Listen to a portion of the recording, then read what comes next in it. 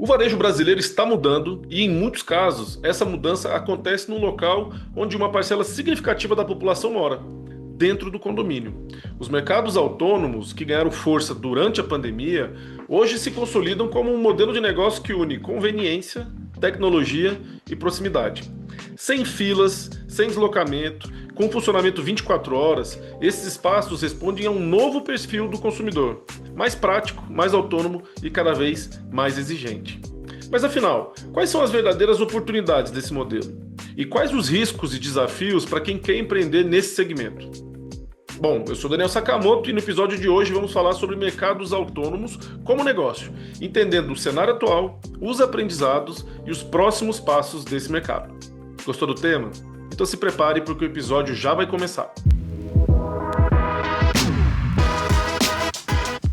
Varejo SA Podcast, episódio 216. Mercados autônomos como negócio, oportunidades, riscos e próximos passos. Este episódio tem o apoio do SPC Brasil, maior empresa brasileira de gestão e inteligência de dados.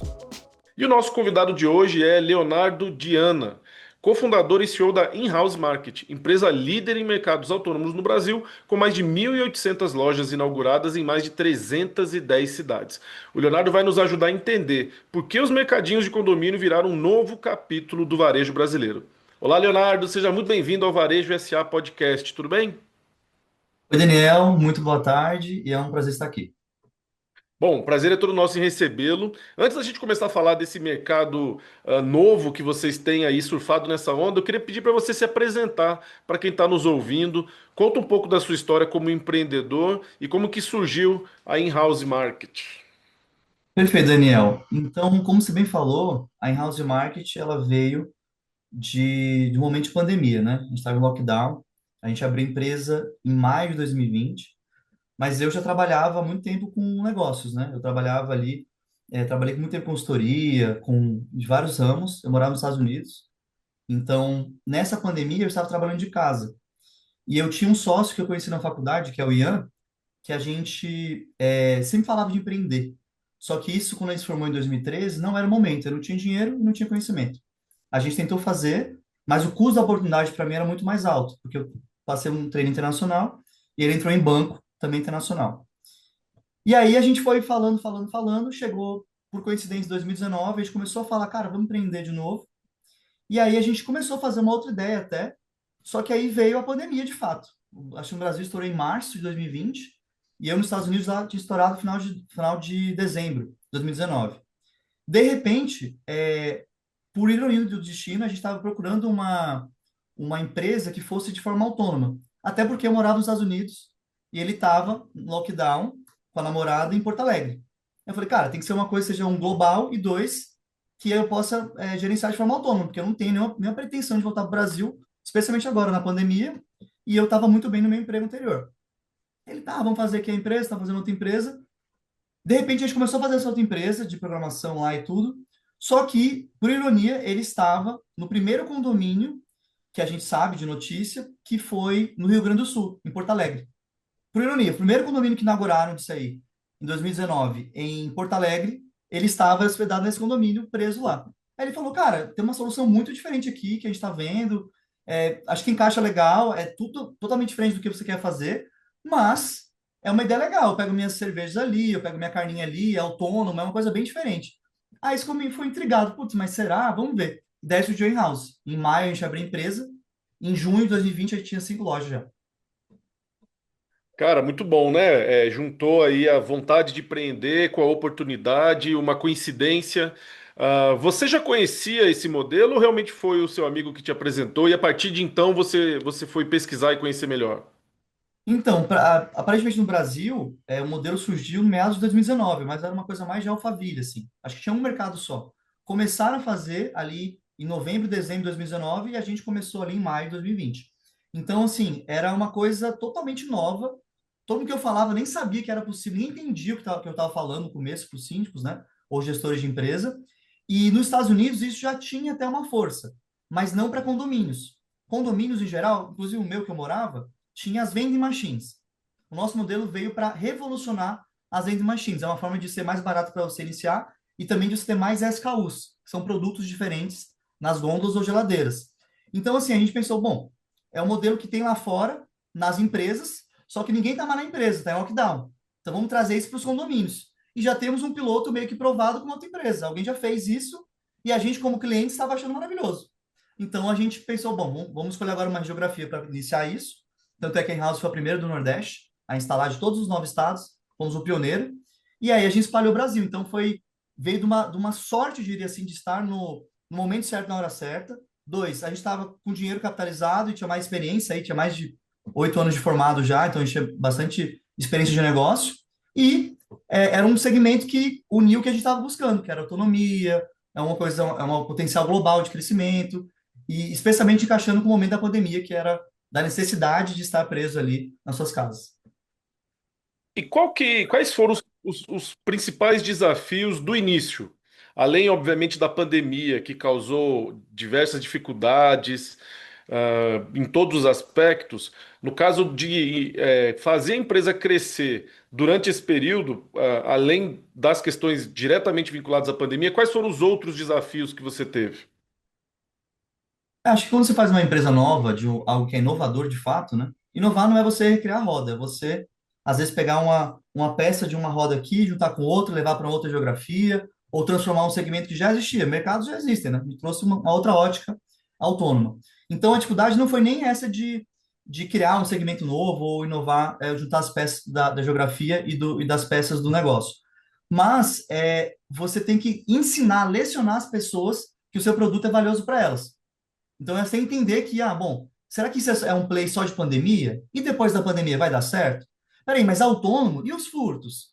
E quem vai gerenciar? Quem que vai olhar isso aqui? Se perder isso aqui, quem que vai pagar? Ou seja, você explicar uma solução nova, independente se é algo totalmente inovador ou é basicamente uma junção de outras coisas, é bem difícil.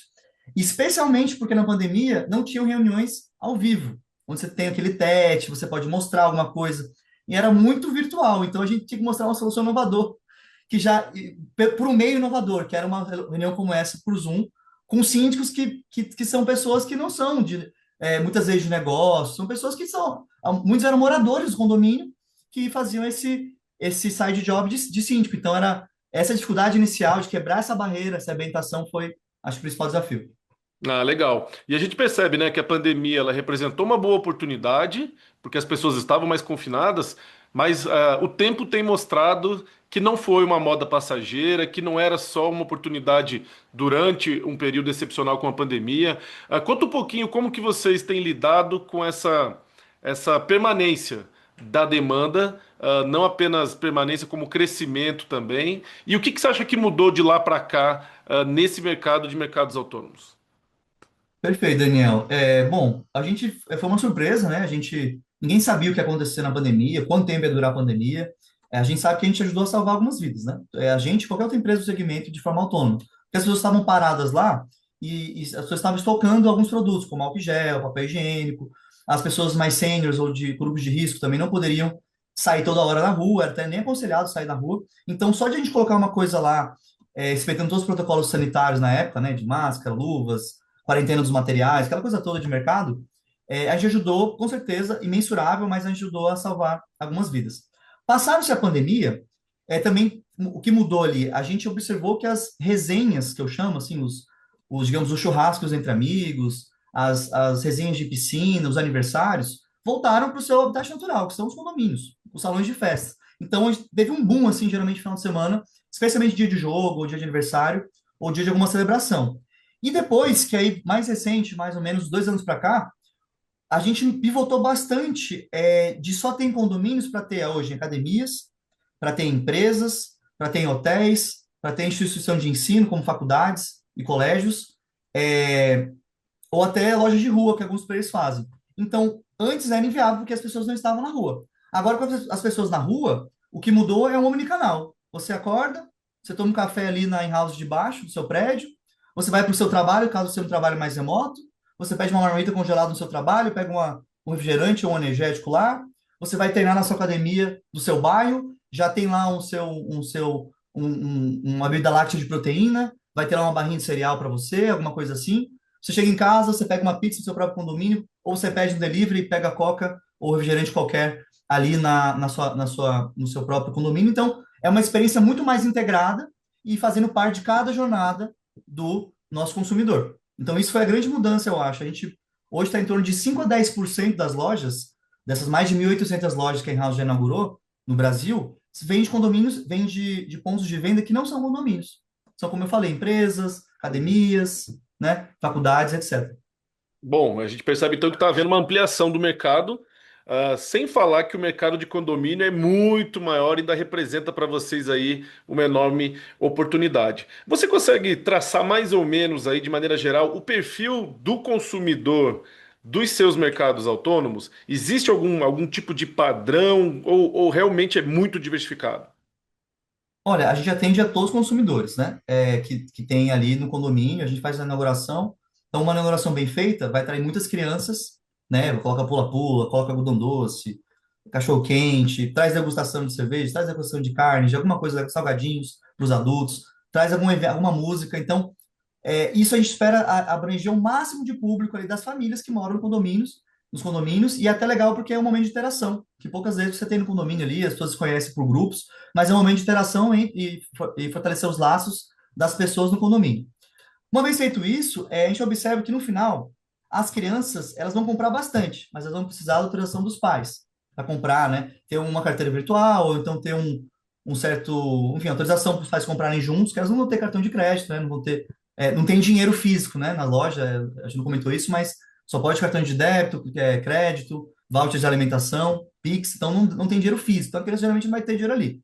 Mas, e também os mais sêniores, muitos deles são aversos à tecnologia, inicialmente, né? Uhum. Mas com o advento do Pix, isso mudou. Quem que nunca usou Pix, que é sênior, por exemplo, que tem dificuldade de tecnologia? Quem que nunca usou o WhatsApp? Então, com essa coisa do Pix, a modernização dos celulares, e a própria pandemia que ajudou a modernizar isso, a gente vê essa defasagem de tecnologia caindo bastante. Mas, de fato, o público principal são os young adults, né? Pessoas ali de em torno de 25 anos, 30 anos, que veem muito ganho na comodidade. Elas podem pagar R$ 2, R$ 3 a mais para não pegar um carro, pegar um trânsito, uma fila, um problema até de segurança, por causa de pouco valor mais agregado em produto final, mas muito valor agregado na comodidade. Essa questão de comodidade aí que você comentou realmente é um dos traços principais do consumidor pós-pandemia, né? O fator conveniência tem pesado cada vez mais. As pessoas, às vezes, elas optam por comprar, às vezes não é o produto que ela quer, ou às vezes não é no preço que ela poderia encontrar em outro lugar, mas pela conveniência, tem muitos negócios aí se sustentando. No caso de vocês, a gente percebe claramente que conveniência é o principal fator. Mas o fato também de você não ter trabalhadores, pessoas, mão de obra especificamente no local, ajuda vocês terem preço competitivo também. Então talvez vocês consigam aí pelo menos dois grandes pilares do consumo como preço e conveniência junto num só modelo de negócio, né? Com certeza, Daniel. A gente observa que o custo de frente de caixa, são aquelas pessoas que passam lá os produtos, bipam no supermercado, equivale a mais ou menos de 14% do faturamento ali, né, que o cara recebe no supermercado. Esse custo, ele é nulo no nosso segmento, que é autônomo. Então, você mesmo, de forma autônoma, passa os produtos, bipa ali no toque de atendimento, ou compra por aplicativo, e você mesmo sai. Em 2, 3 minutos está feito, você pode ir para sua casa continuar assistindo o teu futebol. Então, isso a gente consegue ser, claro, a gente tem menos volume em relação ao mercado, mas a gente tem uma margem bruta mais legal. A gente consegue na in-house ter ali de 40% a 45% de margem bruta, o que faz a gente ter um preço assim competitivo, por conta do frente de caixa, mas também um preço que fica menor do que uma loja de conveniência aí de posto de gasolina, um mercado de bairro ali, consegue ser um pouco mais barato, e até do que um delivery. Agora a gente vai ficar um pouco mais caro, claro, do que as grandes redes de supermercados. Uhum. É o preço da conveniência. Uma coisa que é muito interessante quando a gente fala do varejo hoje em dia é o impacto da tecnologia. A gente vê vários segmentos sendo diretamente impactados pela tecnologia, trazendo novas oportunidades e novos desafios. E no caso do seu modelo de negócio, a gente não poderia imaginar um modelo autônomo sem uma presença massiva da tecnologia. Como que você avalia esse avanço da tecnologia e implementando mais oportunidades para empresas como a sua? O avanço da tecnologia ajudou muito, como a gente falou. O primeiro aspecto foi nas reuniões como essa, por exemplo, um Zoom, um Hangout, uma reunião dessa forma. Na pandemia não tinha como a gente ir nos condomínios, então isso já ajudou a gente democratizar as reuniões virtuais e ficar. Hoje em dia as assembleias são mais virtuais até, as que a gente participa. Algumas são presenciais, mas a maioria hoje em dia a gente apresenta virtualmente. Então isso ajudou.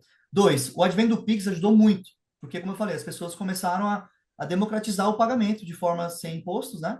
E também de fácil acesso. Qualquer pessoa consegue pagar de forma rápida, de uma forma tecnológica, que não é o dinheiro físico. Três, eu acho que agora a maior revolução está sendo na parte de segurança. E isso tem uma infinidade de coisas que a gente pode atualizar. A gente tinha perdas no nosso segmento em torno de 6% quando a gente era lojas próprias. Quando passaram para os licenciados, que também a gestão melhorou bastante, porque são menos lojas para gerenciar, a gente melhorou como empresa, vai de 1 a 3%. Com mais coisas relacionadas à segurança, a gente pode até zerar. Algumas lojas têm zero furto, né? Quando o licenciado é bem aplicado ali. E o que a gente faz para essa coisa? E o que pode ser mais feito no futuro? Hoje a gente tem uma solução interna, né? Toda solução nossa é própria, tecnologia, que é o Chatbot Monitor. O Chatbot Monitor, basicamente, ele vai monitorar a tua jornada de compras desde o momento que você, Daniel, entrou na loja. Vai estar lá, o Daniel entrou na loja da In-House Market às 2h pouco da tarde. O Daniel abriu a geladeira com o código dele, do Daniel. O Daniel pegou um produto da geladeira. O Daniel adicionou este produto ao carrinho. O Daniel tirou quantidades desse produto do carrinho. O Daniel pagou ou não pagou o produto, o Daniel sai da loja. Então, isso é capturado via câmera, esse momento todo. Cada coisa que você faz por IA, a gente consegue monitorar também o que foi feito ali. E aí eu crio zonas de risco, por exemplo. Será que o Daniel foi lá, pegou um produto, passou no TOS de atendimento, pagou por esse produto, exatamente o produto, foi embora, é algum risco? Não, risco zero, ou quase nulo. Será que o Daniel abriu a geladeira, ficou olhando lá os produtos, pegou, conversou com alguém, foi embora, não pagou nada? Por mais que ele tenha pego ou não algum produto de fato, é um risco? É um risco médio. Será que ele colocou alguns produtos, ele pegou mais produtos do que ele passou no carrinho dele? É um risco? Ele pode ter pegado 2 cervejas e passado uma no total. Então, a gente está analisando isso, em vez de o cara ficar agora, sei lá, 4 a 5 horas por semana na câmera, olhando as presenças na câmera dele, que é padrão de mercado, com a nossa tecnologia, ele passa, às vezes, meia hora, ele já zerou as demandas, que ele vai por zona de risco.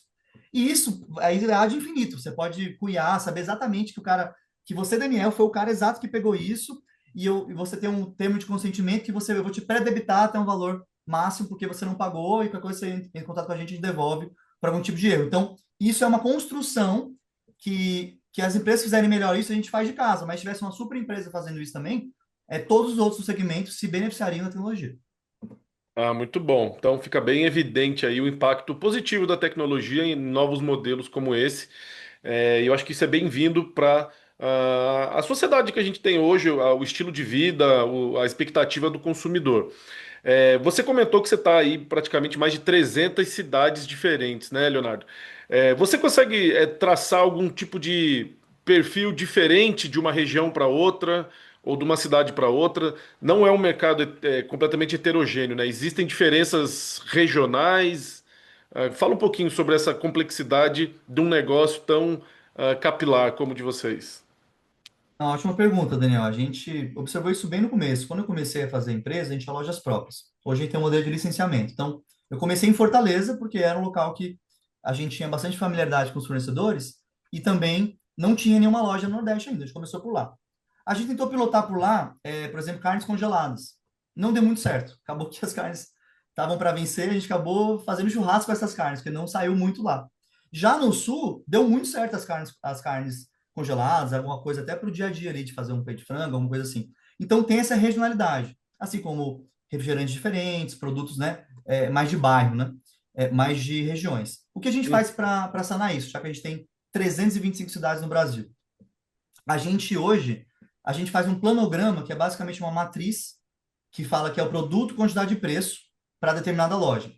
A gente pega a matriz campeã, por exemplo, você, Daniel, é o melhor cara aí de Brasília.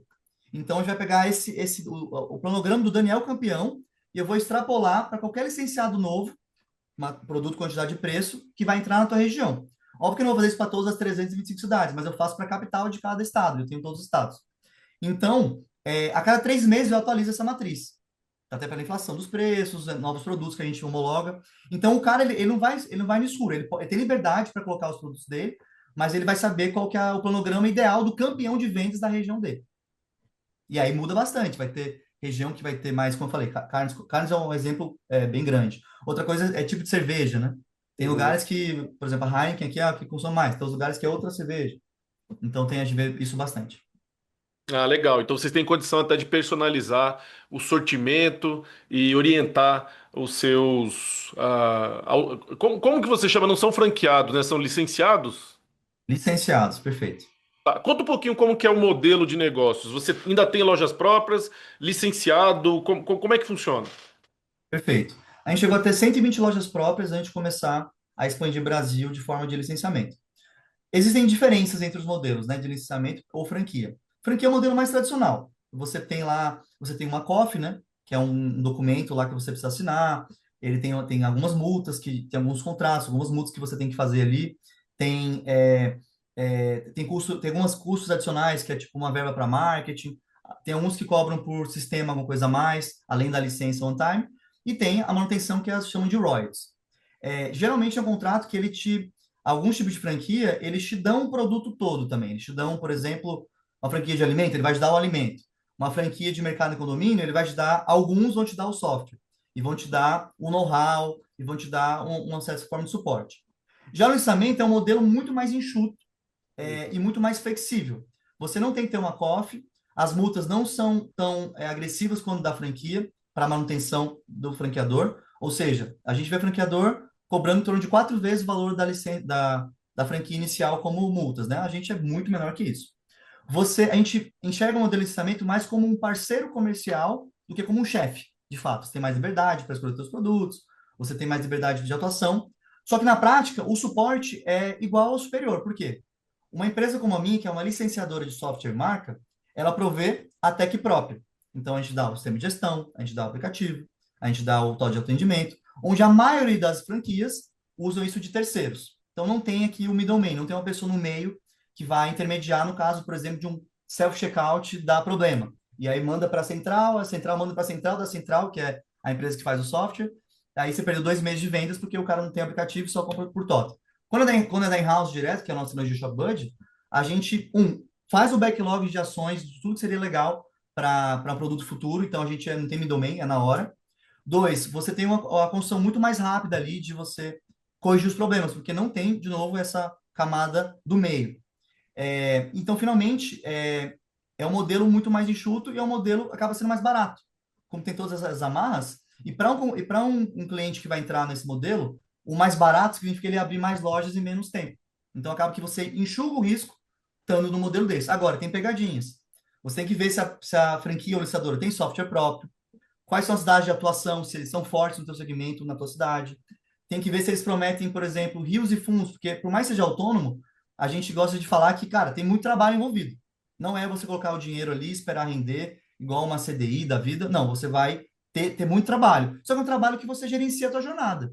Você consegue ter até um segundo emprego, por exemplo, você consegue abastecer em horários não convencionais, você consegue gerenciar a loja ali da tua casa. Então, é um trabalho mais tranquilo, que pode até agregar a tua família, mas não é um trabalho, não é uma coisa que não tem trabalho, como alguns falam. Então, realmente, essas são as pegadinhas para olhar no segmento.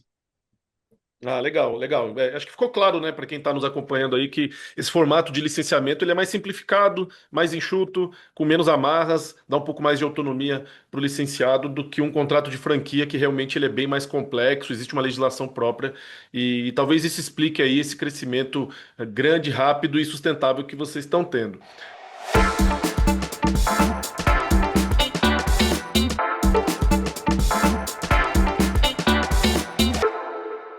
Vamos falar um pouquinho agora, Léo, sobre impactos.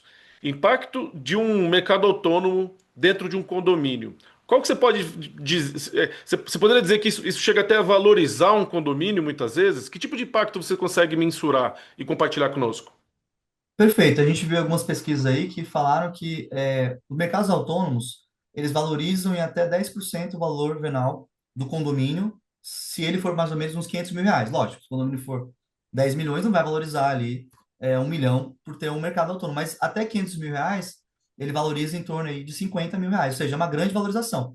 Se vocês buscarem no Google mesmo, vocês vão encontrar essas notícias e vão ver que é uma coisa aí há bastante tempo falada. Inclusive, por exemplo, quando a gente viaja, vai viajar vai alugar um hotel ali pelo Booking, ou vai alugar pelo Airbnb. Muitos das pessoas que alugam esses condomínios, inclusive eu, e os condomínios que eu já fiquei, eles fazem isso como marketing. Olha, a gente tem academia, a gente tem piscina, a gente tem um mercado autônomo. Então, isso é especialmente especial para os short stays. Para quem vai ficar pouco tempo ali, de 2 dias, uma semana, para as pessoas que trabalham viajando. Essas pessoas, elas não querem sair para comprar, fazer compra do mês, porque elas não têm nem um mês.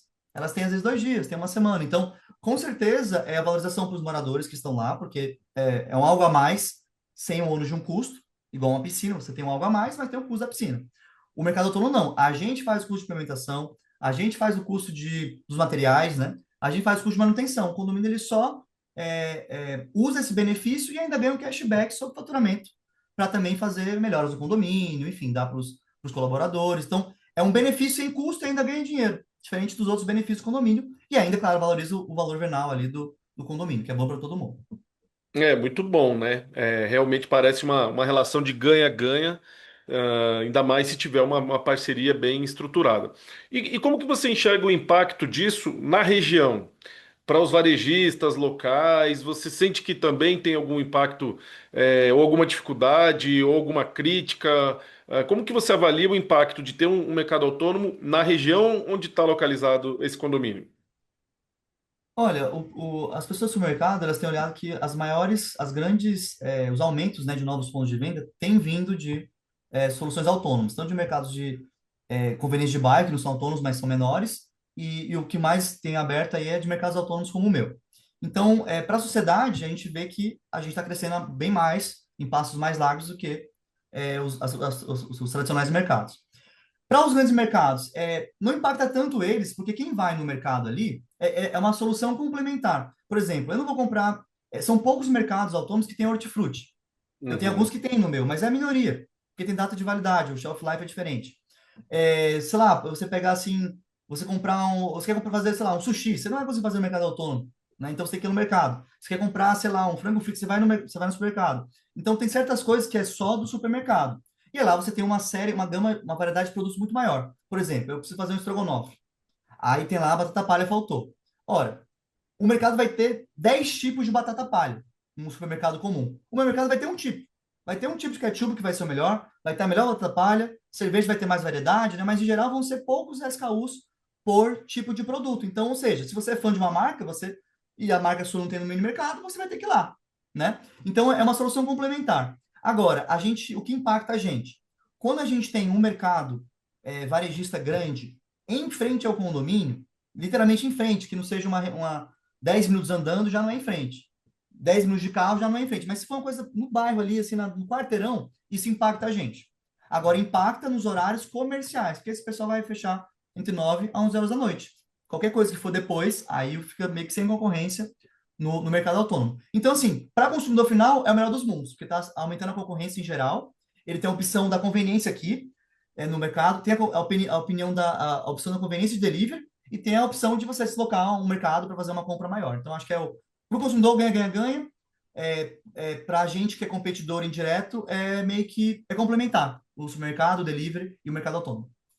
É verdade. A gente até viu uma pesquisa, estudando aqui um pouco dessa pauta, mostrando que a quantidade de supermercados que tem aberto no Brasil nos últimos anos, os autônomos lideram, né, em quantidade. Então, realmente é um modelo de negócio que tem dado certo. E para onde que você enxerga, o futuro desse mercado? Você já deu um spoiler aí dizendo que, além de condomínios, vocês já estão investindo para ter estruturas em outros locais onde as pessoas costumam frequentar. E o que mais você vê de oportunidade nesse mercado que está vindo pela frente aí que deixa vocês animados, Leonardo? Ô, Daniel, com certeza isso. Acho que esses 10% aí que são de lojas que não são condomínios tem potencial de chegar a 30%. O foco ainda vai ser condomínios, porque você tem uma maior quantidade de SKUs. Vou poder botar, sei lá, produtos de limpeza, às vezes, papel higiênico, outros produtos que não vão botar numa academia, sei lá, mas cabe no condomínio. Eu vejo a questão do monitoramento, que é uma grande solução, porque se você tem lá 3 a 6%, por exemplo, de perdas, avarias, furtos ou vencidos, né? Uma coisa dessa solução de monitoramento melhor poderia zerar esses números. Esse número vai para o faturamento líquido depois. Então, 1 a 6% para o nosso licenciado seria incrível, né? Já que o cara, ele tá, pra vocês terem uma ideia, um licenciado nosso, ele fica em torno de 15 a 20% de lucro líquido no final do mês. Então, aumentaria ali esse 1 a 6% na última linha, que é incrível.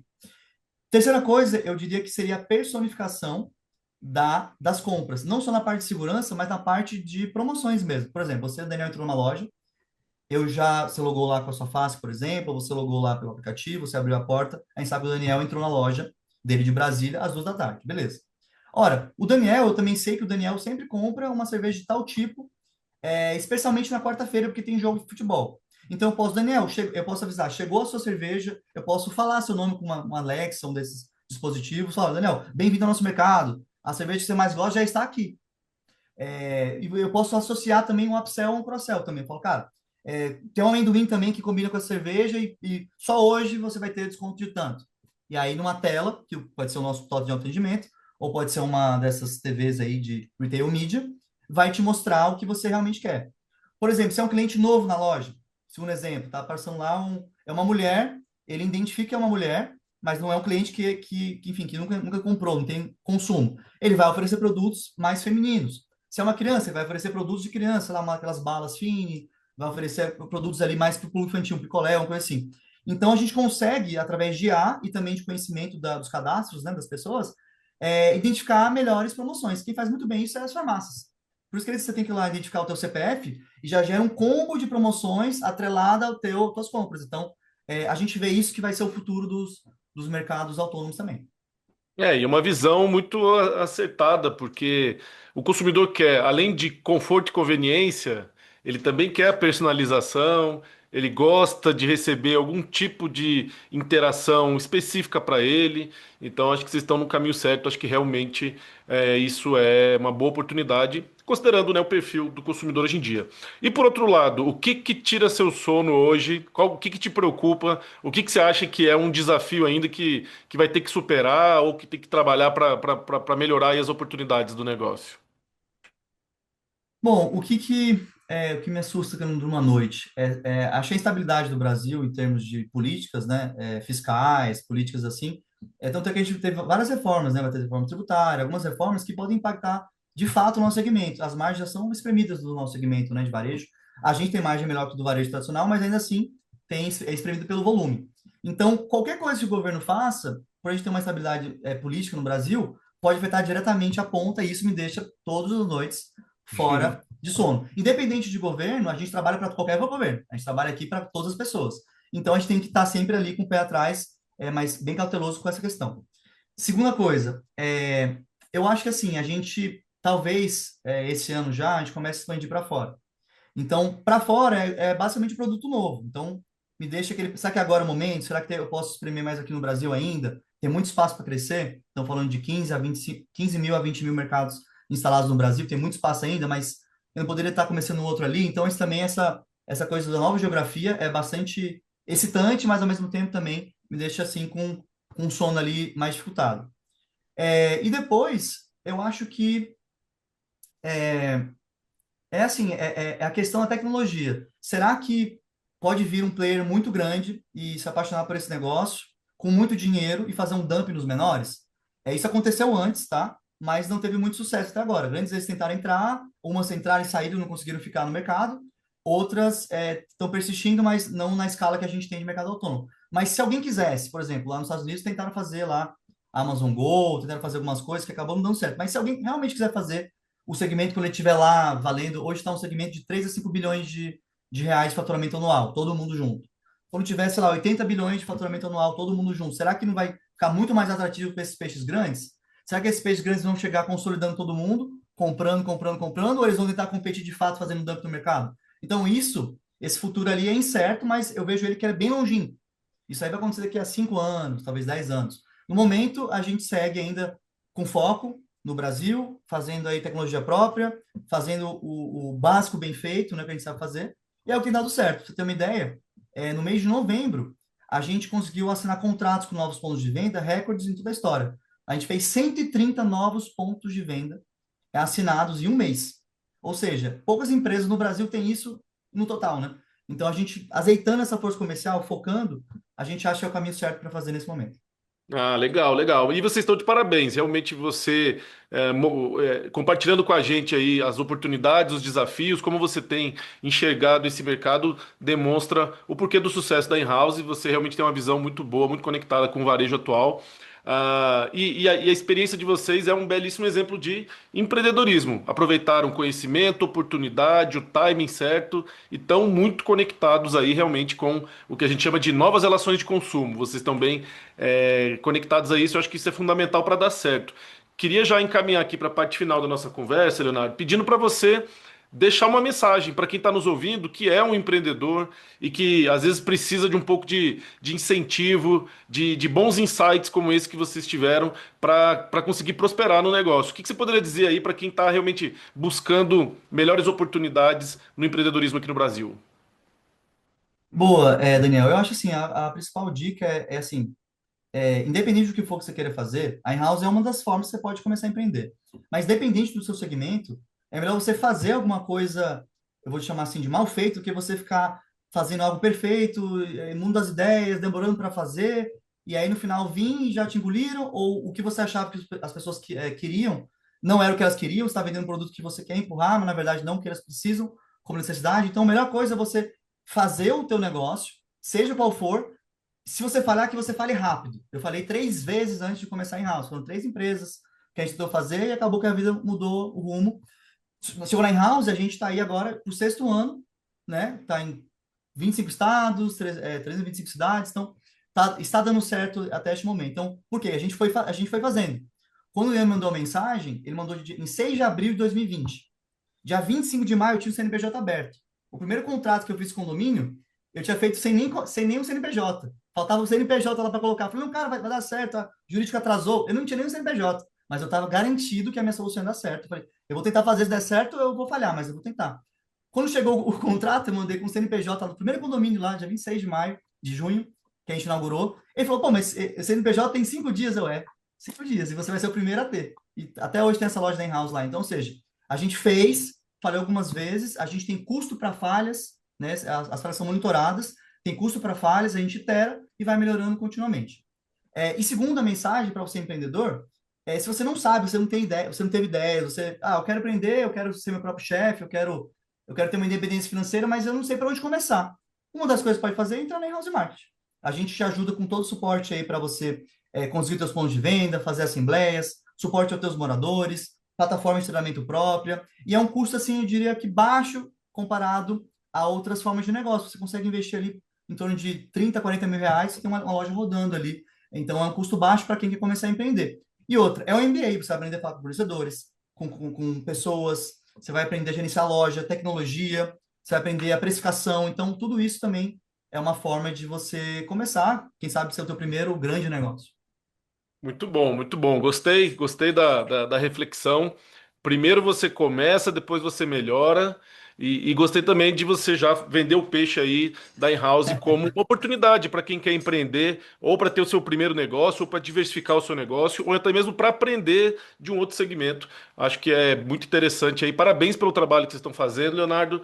É um mercado bastante promissor e, como eu falei, muito conectado com o perfil do consumidor atual, que a gente tem visto aqui no Brasil.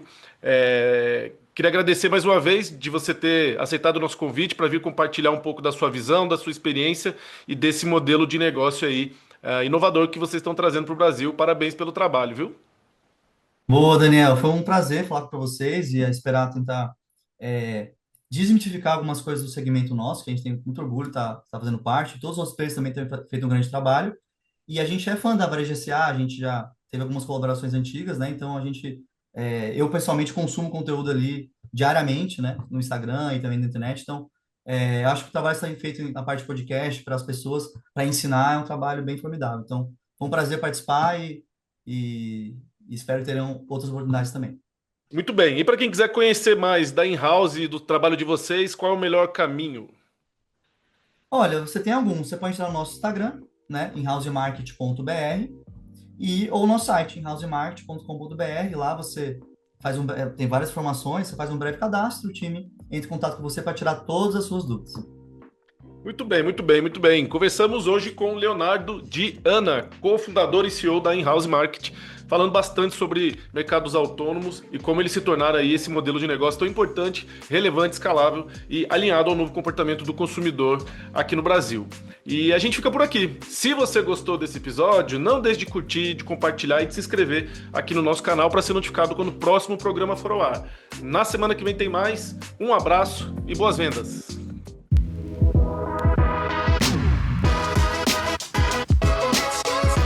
Este foi o Varejo S.A. Podcast. Se gostou, você também pode escutar os episódios anteriores no seu tocador de podcast preferido. Para conferir este e outros conteúdos de interesse do setor, acesse varejosa.org.br.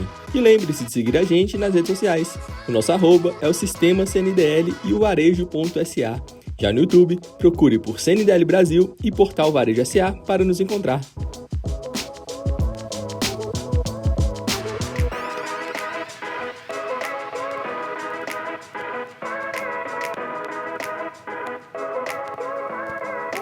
Música